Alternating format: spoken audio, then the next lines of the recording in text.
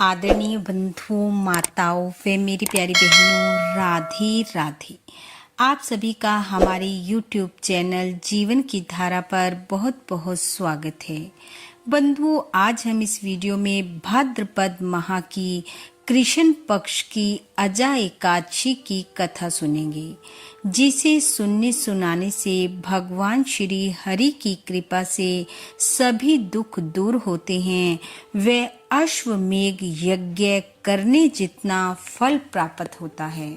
कथा सुनने के बाद यदि आप हमारे चैनल पर नए हैं तो कृपया हमारे चैनल को सब्सक्राइब करें, बेल आइकन को प्रेस करें ताकि हमारी वीडियो की नोटिफिकेशन सबसे पहले आप तक पहुंचे। वीडियो को शेयर व लाइक भी जरूर करें। धर्मराज युधिष्ठिर ने पूछा, हे जनार्दन, अब मैं यह सुनना चाहता हूँ कि भाद्रपद मास के कृष्ण पक्ष में कौन सी एकादशी होती है। भगवान श्री कृष्ण बोले, हे राजन, एकाग्रचित होकर सुनो। भाद्रपद मास के कृष्ण पक्ष की एकादशी का नाम अजा है। यह सब पापों का नाश करने वाली बताई गई है। जो भगवान श्री हरि का पूजन करके इसका व्रत करता है, उसके सारे पाप नष्ट हो जाते हैं। इससे जुड़ा एक पुरातन इतिहास में तुम्हें सुनाता हूँ, ध्यान पूर्वक सुनो। प्राचीन समय में अयोध्या नगरी में एक चक्रवर्ती राजा राज्य करते थे, जिसका नाम हरिश्चंद्र था। राजा हरिश्चंद्र सत्यवादी, वीर और पराक्रमी राजा थे। किसी कर्म के वशीभूत होकर उन्होंने अपने राज्य व धन का परित्याग कर दिया। उन्होंने अपनी पत्नी, पुत्र और स्वयं को भी बेच दिया और वह एक चंडाल के यहाँ दास हो गए। लेकिन उन्होंने सत्य का मार्ग नहीं छोड़ा। स्वामी की आज्ञा से वह कर के रूप में मुर्दे का वस्त्र लेते थे।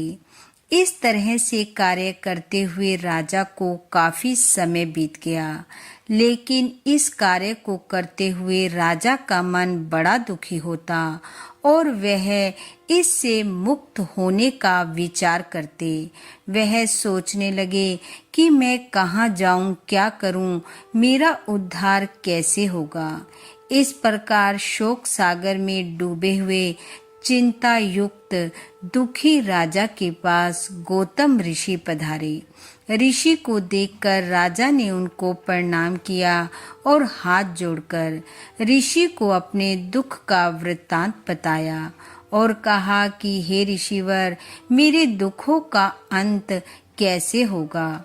कृपया कोई उपाय बताएं जिसे अपनाकर मैं अपने पापों से मुक्ति पा सकूं। यह बात सुनकर ऋषि ने राजा को कहा कि तुम भादो माह के कृष्ण पक्ष की अजा एकादशी का व्रत करो, कथा का श्रवण करो, जिससे तुम्हारे सब पाप नष्ट हो जाएंगे। और भाग्यवश आज से ठीक 7 दिन बाद अजा एकादशी का व्रत है।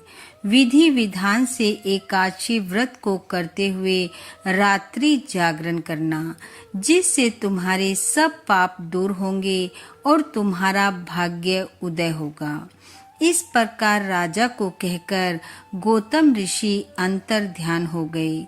ऋषि के कहे अनुसार राजा ने विधि विधान से एकादशी व्रत व रात्रि जागरण किया।